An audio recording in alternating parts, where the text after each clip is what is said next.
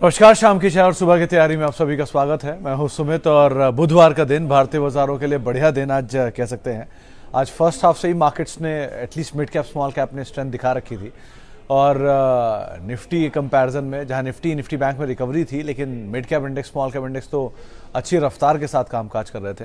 Broader markets में आज first half से ही एडवांसेस फेवर में थे डिक्लाइन से कंपैरिजन में, और स्लोली एंड स्टेडली वो कमांड और स्ट्रांग होता गया मार्केट्स में।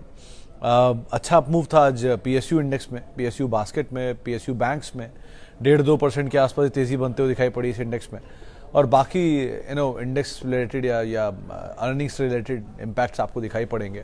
हीरो मोटोकॉर्प अर्निंग के बाद चल गया, एस्कॉर्ट्स अर्निंग से पहले चल गया, इंडिगो अर्निंग से पहले चल गया, यूनाइटेड स्पिरिट्स चल गया अर्निंग से पहले, नया ऑल टाइम हाई बनाया। एंड लाइकवाइज बिकवाली थी आज पीडी लाइट में नंबर्स के बाद, एशियन पेंट्स में नंबर से पहले। बाकी अगर कुछ और अर्निंग्स की बात की जाए तो भारत फोर्ज बढ़िया नंबर्स कमेंट्री के बाद एक तेज़ी आई। सो ऐसे करके अलग अलग न्यूज़ अर्निंग्स के बीच में मार्केट कामकाज कर रहा है। अब आज के मार्केट में तो बढ़िया दिन था ही, मेटल अच्छा था आज तेज़ी में, हिंदुस्तान जिंक जैसे स्टॉक बढ़िया तेज़ी में कामकाज कर रहे थे। तो मेटल, पीएसयू बैंक के तीन आज ज़्यादा तेज़ी में थे। टाटा कम्युनिकेशन स्ट्रॉन्ग कमेंट्री के बीच में चला। वोडाफोन आइडिया सिटी का एक अपग्रेड आया था, 15 रुपये का पहला टारगेट, 25 रुपये का दूसरा टारगेट दे रहे हैं। वो बुल के सिनेरियो में 25 रुपये मान रहे हैं। सो अच्छी तेज़ी देखने को मिली। आईजीएल नंबर्स के बाद चला, एमजीएल नंबर से पहले चला। सो ऐसे करके आज इवेंट बेस्ड, ट्रिगर बेस्ड कुछ खबरों के बीच में शेयर चल रहे थे। अब कल के लिए, कल है एक्सपायरी का दिन, पहले तो थर्सडे है, वीकली एक्सपायरी का दिन है, तो आपको उस पर नज़र रखनी होगी। वोलेटिलिटी तो एज़ यूजुअल चली रही है, तो उसको तो आप ध्यान रखेंगे ही। प्लस आईपीओ मार्केट खुली हुई है, गुलजार चल रही है, तो आईपीओ मार्केट के कुछ के सेकेंड डेज हैं, कुछ के थर्ड डेज हैं, उस हिसाब से आप मार्केट को देखोगे। मतलब ये प्राइमरी मार्केट के लिए हफ्ता बहुत इंपॉर्टेंट है, बहुत सारे आईपीओज आए हुए हैं, प्लस अर्निंग्स आए। अब अर्निंग्स कौन कौन से आने हैं? कल एसबीआई की अर्निंग है, कल एशियन पेंट की अर्निंग है, कल एफ&ओ में बहुत सारी कंपनियों की अर्निंग है, बीपीसीएल की अर्निंग है, एचपीसीएल की अर्निंग है, बोनस में भी विचार है उनके, प्लस महानगर गैस की अर्निंग आनी है, एस्कॉर्ट्स की अर्निंग आनी है। बहुत लंबी सूची थी, 7-8 कंपनियां थी इसमें। तो वहाँ पर अच्छा मूव आप वहाँ पर मतलब नज़र बना कर रखेंगे। प्लस अर्निंग्स के साथ साथ जो अर्निंग्स बाजार बंद होने के बाद आ जाई हैं, उन पर बात कर लेते हैं। अब तक कुछ अर्निंग्स में किर्लोस्कर ऑयल की अर्निंग्स आई हैं, बढ़िया नंबर आए हैं, Y Q on Q basis, दोनों ही बेसिस पे स्ट्रॉन्ग साइड पे नंबर आप इसे मान के चल सकते हैं। विजय डायग्नोस्टिक के नंबर आए, अच्छे नंबर हैं ये भी, बहुत स्ट्रॉन्ग तो नहीं, लेकिन हाँ बेहतर साइड पे नंबर है, तो अच्छे नंबर की कैटेगरी में इसको भी डालूंगा। एल&टी के नंबर्स, दो एल&टी के नंबर्स वैसे अच्छे हैं, लेकिन मार्जिन और एबिटा यानी ऑपरेटिंग परफॉर्मेंस अनुमान से नीचे आई है। 10% के आसपास के मार्जिन इस तिमाही में देखने को मिले थे, 10 पर आए हैं, अनुमान किया था कि 11.5% आएंगे, तो उससे थोड़ा नीचे आए हैं मार्जिन के लिहाज से नंबर, और एबिटा भी अनुमान से नीचे है। वीक साइड पर नंबर है वेस्ट लाइफ डेवलपर्स के नंबर वैसे भी कमज़ोर हैं, ऑपरेटिंग परफॉर्मेंस भी कुछ एडजस्टमेंट भी है, उनको भी हटा दो तो भी थोड़े कमज़ोर हैं। डेटा मैटिक्स के नंबर आए हैं, क्यू ऑन क्यू अच्छे हैं, वाई साइड पे वीक हैं। दो आईटी कंपनी के क्यू ऑन क्यू रिलेवेंट होते हैं, लेकिन फिर भी थोड़े से वीक वाई साइड पे, क्यू ऑन क्यू अच्छे नंबर है। ऑटोमोबाइल कॉर्पोरेशन ऑफ गोवा, ये कंपनी अगर जिन्होंने नहीं सुनी बता दूं, टाटा ग्रुप की कंपनी है, इनके वाई अच्छे नंबर हैं, Q on Q flat side पे नंबर आते हुए दिखाई पड़े इस तिमाही में। टाटा पावर, इसके वाई नंबर अच्छे हैं, क्यू ऑन क्यू साइड पे नंबर थोड़े से वीक हैं। क्यू ऑन क्यू यानी कि तिमाही दर तिमाही, पिछले तिमाही के सामने नंबर थोड़े से कमज़ोर हैं, वाई अच्छे नंबर हैं।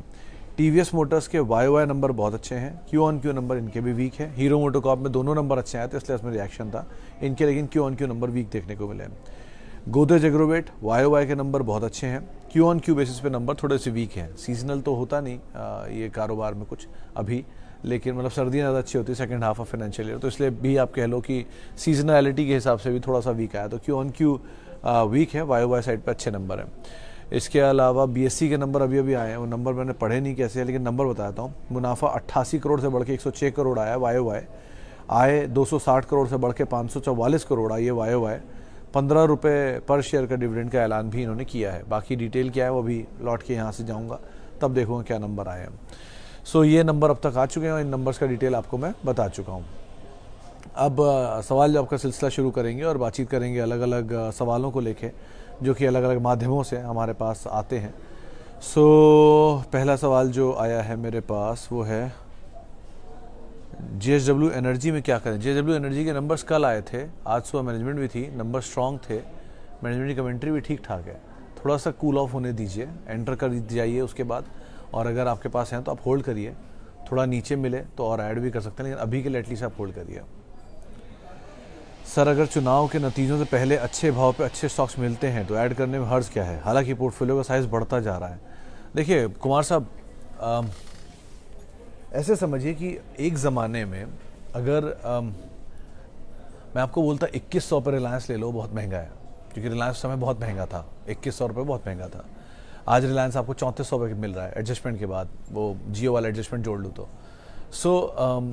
हर चीज़ कभी ना कभी जब मतलब मैंने पहली बार जब निफ्टी में 8000 होते देखा था या 7000 होते देखा था, या जब 6000 5000 हुआ था, तब भी वो ऑल टाइम हाई था। तब लगा था कि कैसे निफ्टी कहाँ जाएगा, 5000 हो गया, 8000 हो गया, इतना चल चुका है, महंगा है महंगा है। उसके बाद आज 22000 भी सस्ता लग रहा है। सो विद टाइम, क्योंकि कंपनियों की अर्निंग बढ़ती हैं तो अर्निंग के सामने भी सस्ता होता है। अर्निंग ऐसे से बढ़ती है कि 100 रुपये की जब EPS थी, तब मान लो 10,000 रुपये की उसकी मार्केट कैप थी। जैसे KEI इंडस्ट्री 64 रुपये पे होता था, मुझे आज भी याद है, जब मैं इनकी मैनेजमेंट से बहुत पहले मिलता था पुराने ऑफिस में अपने, दिल्ली में मिलते थे गुप्ता साहब। अब वो इतनी बड़ी कंपनी बन चुकी है। सो विद टाइम आप अच्छी कंपनियों में अगर पैसा डालते हो and you hold it for longer duration of time, तो आपको समझ में आ जाता है कि क्यों मैं हमेशा अच्छी कंपनियों की ही पैरवी करता हूँ, हमेशा क्यों लंबी अवधि की बात करता हूँ। छोटी अवधि में आपको शायद ये गेंस इन्फैक्चुएट करें कि बहुत अच्छा है, बहुत अच्छा है, क्या तेज़ी आई है, मल्टी बैगर बन गए हैं, but longer duration of time में यू विल रियलाइज़ कि एंड ऑफ द डे सबका रिटर्न वही आना है, 15%, 17%, 20%। बहुत अच्छा होगा तो 24%, 30%। इससे ऐसी चीज़ निकाल ही नहीं सकता कोई, क्योंकि एक बार में मतलब स्प्रिंटर दौड़ सकता है 4 सेकेंड, 10 सेकेंड, 1 मिनट का उसका खेल पूरा होता है, लेकिन वो मैराथन रनर को पार्टिसिपेट नहीं कर सकता। वो स्लोली एंड स्टेडली दौड़ता रहेंगे आराम आराम से। सो कंसिस्टेंसी इज़ की इन मार्केट, नॉट इंटेंसिटी इज़ की इन मार्केट। तो आप कंसिस्टेंसी के ऊपर काम करिए, वो ज़्यादा बेहतर है। तो आप जो कह रहे हो ना कि अच्छे स्टॉक मैंने ले लिए हैं बहुत सारे, और किसी बुरे दौर में मिले तो ज़रूर लीजिए, चाहे वो इलेक्शन हो, नॉन इलेक्शन हो, वॉर हो, कोई भी इवेंट मिले आपको और आपको अच्छी क्वालिटी पे अच्छा दाम मिल रहा है तो आप ज़रूर एंटर करिए। Good evening sir, can we accumulate Titan, Pidilite, Larsen at this level? देखिए लार्सन के केस में इंद्रनील सर कल मेरे ख्याल से एक झटका आना चाहिए, क्योंकि नंबर अच्छे हैं वैसे, लेकिन अनुमान से थोड़े नीचे हैं, तो शायद बाजार उसको रीड करे अनुमान के नीचे वाला हिस्सा, तो आप उसका इस्तेमाल कर सकते हैं। बट एक चीज़ को ध्यान रखिएगा कि आप जिनके नाम ले रहे हैं, टाइटन और लार्सन, ये दोनों अपने ऑल टाइम हाइस बहुत दिन पहले बना के ही नहीं आए हैं, रिसेंटली आए हैं। सो हो सकता है इनका कंसोलिडेशन लंबे समय तक चला जाए, बट वो अच्छा मौका होगा आपके लिए एक्यूमुलेट करने का। पीडीलाइट राइट लेवल पर है, वहाँ पर आपका जो रेशियो ऑफ एक्यूमुलेशन होगा वो लार्ज, मतलब एक्स्ट्रा लार्ज तो नहीं, लार्ज, मीडियम, स्मॉल, इस रेशियो में आप बांटते चले आइएगा कि थोड़ा एक बड़ा हिस्सा यहाँ ले लीजिए, फिर थोड़ा नीचे, थोड़ा और नीचे, ऐसे करके आप आराम से ऐड कर सकते हैं।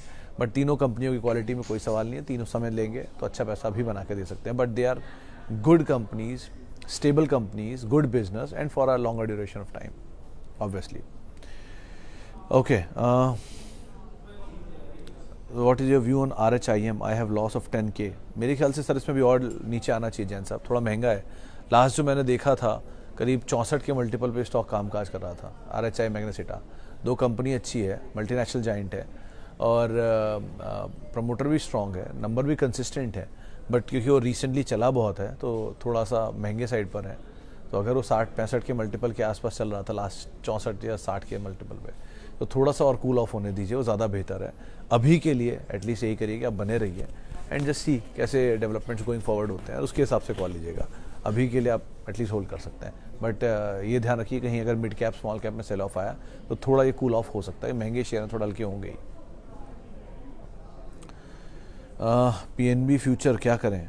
PNB फ्यूचर क्या करें गुप्ता साहब? PNB एज इन फ्यूचर में खरीदारी कर रखी है तो सर मोमेंटम का फ़ायदा उठाइए, निकल जाइए। Obviously future is all about momentum, वहाँ कोई इन्वेस्टमेंट तो होते नहीं है।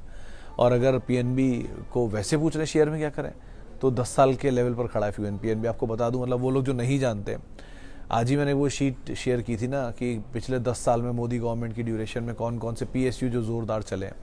सो उसमें 4-5 बैंक ही हैं जो नहीं चले हैं, और उसमें एक नाम PNB का आता है। ये 10 साल के लेवल पर ही आज भी खड़ा है जहाँ 10 साल पहले था। सो बहुत ज़्यादा कोई फायदा उसने दिया नहीं है। बट अगेन SBI, कल सर्वेंद्र भी बात कर रहे थे, अगर आप किसी में जाना चाहते हो, कोई बैंक जो आपको पसंद आ रहा है PSU में, तो पीएनबी से निकल के एसबीआई में जाने की राय उन्होंने दी थी। आप लाइकवाइज फॉलो कर सकते हो। आगे बढ़ते हैं। सुमित सर, HCL 100 शेयर है HCL टेक के 1365 के दाम पर, अभी और कितना नीचे गिरेगा? अब फरहान सर 1030 1035 के जोन तक कहीं अगर मिल जाए, अगर किसी दौर में मिल जाए तो वहाँ आप आराम से ऐड कर लें। वो प्रमोटर का बाय जोन था लास्ट, तो 1030 से 1130 के बीच में कहीं भी मिलता रहे, आप आराम से ऐड करते रहो। It's a good stock. वो नंबर के बीच में थोड़ा टूट गया, बात अलग है, लेकिन wait and watch is a preferable choice. और अभी नया टूटा है तो थोड़े दिन तो अभी कंसोलिडेशन करेगा ही। सो इस अर्निंग के नंबर्स के बाद नेक्स्ट क्वार्टर की अर्निंग तक आते आते मेरे ख्याल से आपको वही भाव फिर दिख जाएगा जो भाव से टूटा है। सो इसीलिए आप समय दीजिए and wait and watch is a better choice. Hope you are well. I'm perfectly fine, Ankush ji. What is your view on Ingersoll Rand and Mankind Pharma? Can it be bought at longer time horizon? Ankush ji, you can easily buy both of them. Mankind भी and Ingersoll भी। Ingersoll का तो मतलब मैं 2008-9 में a friend of mine और हम दोनों इसके बारे में बहुत बात करते थे। तब ये रोड रोलर्स के काम में बेसिकली होता था और इंडिया में गुड़गांव में इनका एक बड़ा डिवीज़न था जो ये लोग आउटसोर्सिंग के लिए यूज़ करते थे। तब 300 रुपये 350 रुपये के दाम पे शेयर होता था, फिर एकदम से उसमें तेज़ी पकड़ी और बेतहाशा भागा। है तो महंगा, मल्टीनेशनल है तो थोड़ा प्रीमियम ये लोग वैसे ही कमांड करते हैं, बट कहीं नीचे मिल जाए तो ज़्यादा बेटर है, लेकिन it's a good company otherwise. और लाइकवाइज दूसरी तरफ आता है आपका मैनकाइंड फार्मा। मैनकाइंड की क्योंकि हिस्ट्री बहुत लंबी है नहीं, 2 क्वार्टर की 3 क्वार्टर की हिस्ट्री है और 2-3 क्वार्टर में इन्होंने अच्छे नंबर दिए हैं। आगे ये शायद डिप ले, बड़े डिप भी ले सकता है, क्योंकि अभी वो इक्विटी बिकेगी, IPO का होल्डिंग छूटेगा एंड ऑल, ये सब होगा। वो आपके लिए ज़्यादा बेहतर मौके होंगे माल इकट्ठा करने के लिए। बट एक्यूमुलेट कर सकते हो दोनों को। प्राइसिंग थोड़ी हायर साइड पर है, मतलब महंगी है, थोड़े से नीचे मिल जाए ज़्यादा बेहतर है। अच्छा जी, कुछ और सवाल जो और कुछ माध्यमों से आ रहे हैं। राउडी रास्कल जी का सवाल है। हाय Sumit ji, JSPL, Jindal steel, Jindal 100।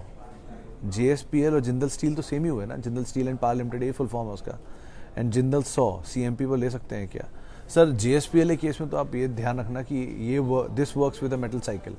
Steel की साइकिल जब फेवर में आती है तब चलते हैं, जो भी चल रही है, मतलब मेटल दोबारा मूवमेंट आया है तो मोमेंटम के लिए तो आप ले सकते हो।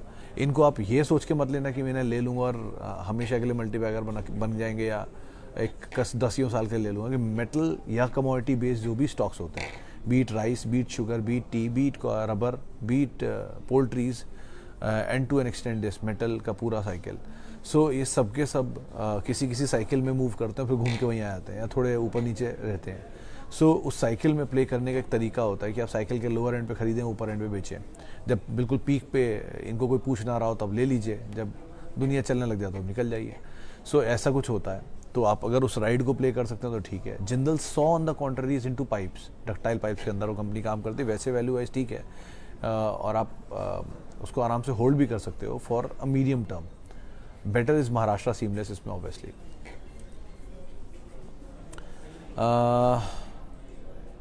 How should I wait for Bata and PVR results to buy it now? Harsh sir देखो, आप जब कभी बहुत सर्टेन नहीं होते किसी भाव को लेकर तो आप ये करते हो, आप छोटी छोटी क्वांटिटी में ऐड करना शुरू कर देते हो। अब एग्जाम्पल देता हूँ, बहुत सालों से बहुत सारे स्टॉक्स में, मतलब क्वालिटी स्टॉक्स में अगर एक्यूमुलेशन चल रहा है तो कभी उनके नंबर्स आएंगे, कभी अच्छे नंबर आएंगे, कभी बुरे नंबर आएंगे। तो जब अच्छे नंबर आते हैं तो छोड़ दिया जाता है, जब बुरे नंबर आते हैं तो नीचे और ऐड कर लिया जाता है, आपको मौका देते हैं। जैसे L&T ने दिए मल्टीपल टाइम्स, एक्सिस था 600 रुपये आया था, लॉस आया था जब उनको, तो ऐसे मौक़ों का इस्तेमाल करके आप एंटर कर सकते हो। बट ऐसा नहीं है ना कि वो नहीं चल रहे तो आप कहीं लोगे ही नहीं उन्हें। एक्यूमुलेट तो थोड़ा थोड़ा करते रहो यहाँ पर। और बाटा और PVR के नंबर्स में बहुत दिन है भी नहीं, थोड़ा बहुत यहाँ ले लो, वेट करो, फिर नीचे आए थोड़ा और ले लो, फिर वेट करो, ऐसे करके काम चलाओ, ज़्यादा बेटर है। पेशेंस रखिए, माल लेते टाइम भी और माल बेचते टाइम भी, तो ज़्यादा बेहतर रहेगा। How is black box if you are tracking? No sir, I am not tracking. Chaudhary साहब, मतलब आई एम रियली सॉरी, ये नाम मैंने सुना तो है ब्लैक बॉक्स का, लेकिन मैं ट्रैक नहीं करता, इसके नंबर भी मैंने नहीं पढ़े, होल्डिंग भी नहीं देखी, इसलिए मैं इस पर टिप्पणी नहीं कर पाऊँगा, सॉरी उसके लिए। आगे बढ़ते हैं। और sir, your views on Bajaj consumer, क्या इस कंपनी में SIP की जा सकती है? आज ही नंबर आए थे इसके, आज अभी आए थोड़ी देर पहले, तो मैंने देखे नहीं नंबर। जरा भाई नंबर देख लूँ, एनालिस्ट कॉल देख लूँ। इस तरह सिंगल प्रोडक्ट ओरिएंटेड कंपनी थी है पहले, तो मेरिको जैसा सिचुएशन था, फिर मेरिको ने डाइवर्सिफाई कर लिया बाकी बिजनेस में ये भी धीरे धीरे कर रहे हैं। So let it be. लेकिन अगर आप SIP करने के लिए FMCG ढूंढो, Tata consumer is good, ITC is very good, value भी है उसमें, और HUL इज़ गुड, लेकिन सब आपको बड़े दिखेंगे। सो बजाज कंज्यूमर थोड़ा सा आप लेकर रख सकते हो, बट SIP लाइक थोड़ी सस्टेनेबिलिटी को देखो, थोड़े प्रोडक्ट की प्रोफाइलिंग को देखो, उसके हिसाब से काम करो। ओके आगे बढ़ते हैं। और हाँ, सुमित, HCL टेक पर बात हो गई, GSP वाले बात हो गई, किधर गए सवाल। और डी मार्ट में क्या करना चाहिए, और क्या बर्जर पे रेकमेंडेट कर सकता हूँ? सर्वे सर देखो, बर्जर पे इंडिया केस में तो अभी नंबर्स को आप देखो, मतलब मेरे को जहाँ तक याद है इसके शायद नंबर नहीं आए हैं। एशियन के आने हैं, कंसाई के आ चुके हैं, बर्जर के क्योंकि मेरे से अब तो मैंने प्रीव्यूज़ के बनाए नहीं तो मुझे याद नहीं है, लेकिन हो सकता है मुझसे मिस हो गया। लेकिन एक बार मेरे ख्याल से क्रॉस चेक कर लो, नंबर नहीं आया है। अगर नहीं आया नंबर तो आप अभी तो वेट करो, नंबर देखो। अगर नंबर आ गए तो मेरा फॉल्ट है, मैं नंबर देखे नहीं है इसलिए मैं टिप्पणी नहीं कर पाऊंगा। लेकिन क्वार्टरली नंबर देखने के बाद ही कॉल लेना, क्योंकि पेंट स्पेस में ऐसा माना जा रहा है कि Q-on-Q नंबर बेहतर होने चाहिए YoY के सामने। लेकिन Q-on-Q अगर क्रूड भागा है तो कितने हद तक ये हेज कर पाए उस पर डिपेंड करता है। सो इनकी इनपुट कॉस्ट कितनी स्टेबल हुई है, डिमांड कितना आ रहा है, उस पर डिपेंड करता है। और वैसे बीट एंड डाउन है तो बहुत कुछ खोने के लिए है नहीं आपके पास, चाहे एशियन हो चाहे बर्जर हो। आप अगर लॉन्गर ड्यूरेशन ऑफ टाइम के लिए लेना चाह रहे हो तो ले सकते हो, लेकिन शॉर्टर ड्यूरेशन ऑफ टाइम देखना चाह रहे हो तो फिर नंबर्स को आप पहले देख लेना। और रही बात डीमार्ट की, तो डीमार्ट के सर नंबर अच्छे थे, और 3800, 3900, 4000 के जोन्स में जो पहले बात आती थी तो मैं यही बोलता था कि हाँ आप इन्हें लेके रख सकते हो, इट्स अ गुड स्टॉक, चल सकता है। अब वो चल के 4700, 4800 देखा था लास्ट मैंने। सो अभी के लिए तो आप वेट एंड वॉच, नीचे मिल जाए ज़्यादा बेहतर है। ग्लोबल स्पिरिट मैम, पूजा जी सिंगल प्रोडक्ट बेस्ड कंपनी है, बेसिकली राजस्थान रिलेटेड ही कंपनी है। राजस्थान में घूमर इनके प्रोडक्ट्स आते हैं। सो दो कंपनी वैसे ठीक है, एक समय में बहुत चला था, 1500 1550 तक गया था शायद, फिर वहाँ से टूटा। तो और मल्टीपल लोगों ने इसको रिसेंटली 600-700 रुपये के आसपास डाउन अपग्रेड भी किया था, चाहे ICICI बैंक के ICICI के रिपोर्ट आया था, और शायद एक स्पार्क का रिपोर्ट था, किसी का रिपोर्ट था और भी बाय साइड पर। सो उन्होंने तो 1100-1200 के टारगेट दिए थे। तो आप अभी तो बने रहो and see the developments, numbers कैसे आते हैं। GM के नंबर इतने अच्छे थे नहीं, अब ग्लोबस नंबर अगर अच्छे देता तो बात अलग है, लेकिन wait and watch is a better choice. अभी के लिए तो एटलीस्ट बने रहो आप। When someone ask about top cement companies you don't mention Dalmia Bharat, is there any reason for it? नहीं सर, ऐसा कुछ नहीं है जैन साहब। टॉप सीमेंट कंपनी में I always ask about UltraTech, पहला नाम, क्योंकि 200 मिलियन टन की कैपेसिटी की सबसे बड़ी कंपनी वही है। Then comes Shree cement, second largest company, then ACC Ambuja मिला के आती हैं, तो उनको मैं जिक्र कभी आमतौर पे करता नहीं हूँ, क्योंकि ऐसा नहीं उनमें कुछ प्रॉब्लम है, बट इक्विटी साइज़ बड़ा है, प्लस पॉलिटिकल बाइसनेस भी है, इसलिए भी इसको अवॉइड ही करते हैं। देन कम्स आपका डालमिया भारत सीमेंट, नुवोको सीमेंट, ये सब अच्छे कंपनियों में आते हैं। और डालमिया भारत अगर आपके पास है, आप बने भी रह सकते हो, नीचे मिले आप आराम से ऐड भी कर सकते हो। It's a good company, Birla corp and Dalmia Bharat both, even JK cement भी, तीनों नाम। सो ये तीनों अच्छी कंपनियाँ हैं, आपके पास हैं तो आप आराम से बने रह सकते हो। और मेरा कोई किसी एक स्टॉक, किसी एक कंपनी को लेकर कोई बायसनेस नहीं है। I always say buy large cap, I always say be with leaders, I always say buy leaders, क्योंकि mid cap small cap is good for them who track market very well. Else जो लोग नहीं, मतलब अभी बाजार में नए नए जुड़े हैं, सुन रहे हैं, कोई भी सुन सकता है मुझे। सो इसीलिए मैं हमेशा लार्ज कैप के साथ ही प्रेफर करता हूँ आप रहो। मिड कैप में वो जो सवाल पूछते हैं उन्हीं को जवाब देता हूँ। Okay, can I add Swan energy for long term? Vishal ji, medium term तो you can, long term I can not ask you to, क्योंकि मीडियम टर्म इसलिए कि बहुत टूट गया एक तो जिनके पास है वो एवरेज भी कर सकते हैं, जिनको नीचे आ गया कॉस्ट के, और जिनके पास है वो होल्ड भी कर सकते हैं। आज एक खबर भी आई थी उनके वो कुछ मैपिंग को लेकर, 3D मैपिंग को लेकर, जो उनकी लिस्टेड कंपनियां हैं, वेरिटास है शायद, क्या नाम है उसका, उसके साथ उन एक टाइप हुआ है। सो ये भी एक अच्छे एक्सपीरियंस है, प्लस इसके साथ एक बड़ा ट्रिगर उसकी लिस्टिंग ही है। सो एज एंड व्हेन वो डेवलपमेंट होगा वो कंपनी के लिए बड़ा काम करेगा। लेट्स सी, अभी के लिए तो ये क्योंकि बीट एंड डाउन है तो बहुत कुछ है नहीं। एक ही बड़ा अच्छा चीज़ है कि 570 रुपये पे, नहीं 670 रुपये पे QIP किया था कंपनी ने, और उस QIP में क्वांट, SBI, LIC जैसे फंड भी पार्टिसिपेट करके गए थे। 18% क्वांट ने लिया था उस QIP का, और जहाँ तक मैं याद कर रहा हूँ कि 3 से 4% शायद LIC और SBI ने लिया था। सो आप बने रह सकते हो अगर, क्योंकि इशू प्राइस 670 है QIP प्राइस, और अभी मिल रहा है शायद 530-40 रुपये के आसपास, तो आपके पास मौका तो अच्छा है वहाँ पे। HDFC और Bandhan bank, any day HDFC Rinku ji, any day. मतलब इसलिए नहीं कि बंधन बैंक सस्ता मिल रहा है तो ये भाव में सस्ता है इसलिए ले लो, नहीं। बैंक के केस में आपको ये पता नहीं कब क्या कुक हो जाए, किस साइड, किस सेगमेंट, कहाँ। तो HDFC बैंक में क्या हो रहा है, इतनी बढ़िया बैंक, मर्ज्ड एंटिटी का बैंक 18 के मल्टीपल में मिल रहा है, जबकि नॉन मर्ज्ड एंटिटी का बैंक 20 के मल्टीपल पर था। सो ऑलरेडी सस्ता है, आपको मिल रहा है। सो अच्छा बैंक है, आराम से आप ऐड करिए और टेक योर टाइम। 1-2 साल 3 साल में अपने आप आपको पता चल जाएगा HDFC बैंक क्यों बोलता हूँ मैं। RVNL 33 के भाव में 100 शेयर हैं, क्या होल्ड करूं? और जैन इरिगेशन 60 के भाव में लिया, कैसा लगता है? टांग साहब देखो, RVNL के केस में तो आपको कैपिटल निकाल लो जितना निकाल सकते हो, क्योंकि इसलिए नहीं खराबी आ गई कोई, बट एक एग्जॉर्बिटेंट गेन मिल चुका है, आपकी कॉस्ट ऑलमोस्ट नेग्लिजिबल है। सो बेटर ये है कि इतनी सस्ती कॉस्ट में लिया हुआ है, आप 1/4 शेयर बेचोगे तो भी अभी कॉस्ट निकल आएगी, तो ऐसे निकल जाओ थोड़ा सा। एंड लाइकवाइज आपके केस में, जैन इरिगेशन के केस में सर यहाँ पर होप ट्रेड ज़्यादा रहते हैं इनकी चीज़ों को बेटर करने को लेकर। सो यहाँ पर मतलब टर्न अराउंड स्टोरी खबरें रहती हैं, हुआ नहीं कभी, डेट का इशू रहा है, बाकी चीज़ें भी रही हैं, प्लस पॉलिटिकल इंक्लिनेशन भी है यहाँ पर। सो यहाँ मोमेंटम को राइड करके निकल जाओ, ज़्यादा बेटर है। कोल इंडियन IOC में एंट्री कर सकते हैं क्या अभी? हैरिस सर देखो, आप करना चाहो करो, बट अगेन एक ही चीज़ है कि आप स्टॉप लॉस के साथ अब PSU में एंटर करना, क्योंकि PSU चला बहुत है।